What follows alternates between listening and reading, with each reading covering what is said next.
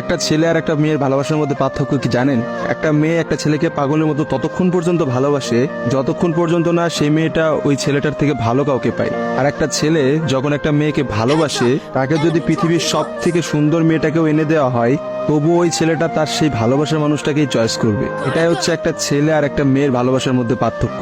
কারণ ছেলেরা কোনো সময় বেটার অপশন খোঁজে না, ছেলেরা সবসময় তার শান্তির জায়গাটা খোঁজে। আর একটা ছেলে একটা মেয়েকে যতটা ভালোবাসতে পারে, একটা মেয়ে তার এক গুণও ভালোবাসতে পারে না। ছেলেদের ভালোবাসাটা ভয়ঙ্কর রকমের সুন্দর হয়, কারণ একটা ছেলে যখন একটা মেয়েকে মন থেকে ভালোবাসে, সেই মেয়েটার থেকে ভালো কোনো অপশন সে কখনো মাথার মধ্যে চিন্তাই করে না। ছেলেদের ভালোবাসার সাথে কারোর ভালোবাসা তুলনা করা যায় না। ছেলেরা তাদের ভালোবাসার মানুষটাকে যেমন অন্য কারোর সাথে সহ্য করতে পারে না, ঠিক তেমনি একটা ছেলে কখনোই তার ভালোবাসার মানুষটাকে রেখে অন্য কোনো মানুষের পিছনে কখনো ঘুরঘুর করে না। ছেলেরা কখনো কোনো বেটার অপশন বা কোনো সুন্দরী মেয়ে দেখলে তার গার্লফ্রেন্ডকে ভুলে যেতে পারে না।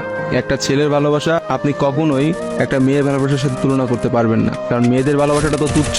তারা একটু ভালো অপশন পাইলে, তারা একটু ভালো কাউকে পাইলে, বাইরে যেখানে দেখবে যে টাকা পয়সা আছে এমন কোনো জায়গা পেলে মেয়েরা সেখানেই ছুটে। তারা তাদের ভালোবাসার সম্পর্কটাকে ভুলে যেতে কোনো সময়ই নেয় না। একটা মেয়ে যত সহজে একটা ভালোবাসার সম্পর্ক ভুলে যায়, একটা ছেলে কিন্তু অত সহজে তার ভালোবাসার সম্পর্কটাকে ভুলতে পারে না। আপনি একটা জিনিস খেয়াল করে দেখেন তো, রাস্তার মোড়ে মোড়ে কতগুলা পাগল ঘুরে বেড়ায়। যে পাগলগুলোর মধ্যে ছেলেরা বেশি না মেয়েরা বেশি? আসলে নারীর ছলনার কাছে হেরে গিয়ে কিন্তু ছেলেরা পাগল হয়ে যায়। আর তারাই কিন্তু সমাজে নানা রকম জায়গায় ঘুরে বেড়ায়। রাস্তাঘাটে দেখা যায়, বাজারে দেখা যায়, হাটে দেখা যায়, তাদের আসলে সব জায়গায় দেখা যায়। আর কয়টা মেয়েরা আপনি দেখছেন পাগল হইতে বলে? ভালোবাসা বিচ্ছেদের পর একটা ছেলে নিজেকে কোনোভাবেই ঘুরিয়ে নিতে পারে না, অথচ একটা মেয়ে কিন্তু খুব সহজেই তার নিজেকে ঘুরিয়ে নিতে পারে। একটা মেয়ে কিন্তু নতুন একটা সংসারে যায়, নতুন মানুষকে পায় এবং সে সবকিছু ভুলে যেতে পারে। আসলে ভাই, নারীদের ছলনা বোঝার ক্ষমতা না ছেলেদের এখনো হয় নাই। একটা কথা আছে, ইতিহাস কিন্তু সাক্ষী যে নারীরা কিন্তু চরম ছলনাময়ী। আপনি কখনোই একটা নারীর ছলনা ধরতে পারবেন না। একটা ছেলে কখনোই একটা নারীর ছলনা বুঝতে পারে না। একটা নারী আসলে কি করতেছে বা তার মধ্যে কি চলতেছে, এটা কখনোই তার মুখ দেখে বা তার সাথে মিশে আপনি বুঝতে পারবেন না। অথচ একটা ছেলে, সে কিন্তু কখনো ছলনা করে না। ছেলেদের মানুষের মধ্যে কিন্তু কখনো কোনো ছলনা থাকে না। তারা কিন্তু নিঃস্বার্থভাবে তার প্রিয় মানুষটাকে ভালোবেসে যায়। দিন শেষে দেখা যায় যে প্রত্যেকটা ছেলেই কিন্তু মেয়েদের কাছে ঠকে যায়। দেখা যায় তার ভালোবাসার মানুষটা কিন্তু একটা সময় বলে, তোমার থেকে ওই ছেলেটা অনেক ভালো, তোমার থেকে ওই ছেলেটা অনেক বেশি টাকা পয়সা আছে, বা তোমার থেকে ওই ছেলেটা অনেক বেশি ভালো অবস্থানে আছে।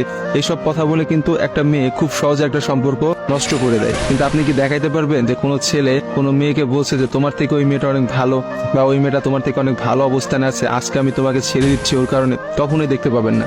কারণ একটা ছেলে কখনোই তার প্রিয় মানুষটাকে অন্য কোনো মেয়ের জন্য ছেড়ে যায় না। আর আপনাকে আমি হাজার হাজার এমন অপশন দেখাইতে পারবো যেখানে হাজারটা মেয়ে হাজারটা ছেলেকে এই বেটার অপশনের কথা বলে ছেড়ে চলে গেছে।